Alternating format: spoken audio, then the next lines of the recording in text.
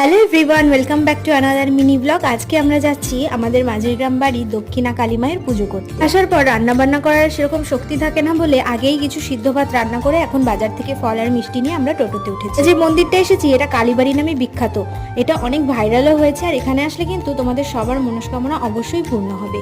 তো এখানে আসার পর মা সবার প্রথমে এখানে মনসা মাকে দুধ কলা দিয়ে দিচ্ছে। সময় আমরা টোটোতেই এসেছি কারণ পুজোটা ধরতে হতো, আর যাওয়ার সময় হেঁটেই যাবো।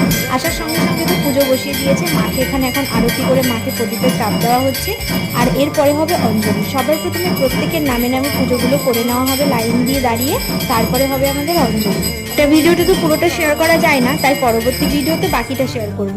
আমাদের যার যার নামে পুজো করার পর আমরা চলে আসলাম এখানে একটু মন্দিরটার চারপাশে ঘুরতে। আর এই যে কুয়োটা দেখছো এটা অনেক গভীর আর ভীষণ ভয়ঙ্কর। তো চারপাশটা তোমাদের একটু দেখিয়ে নিলাম। এখানে আসলে না মনটা এমনিই শান্তি হয়ে যায়।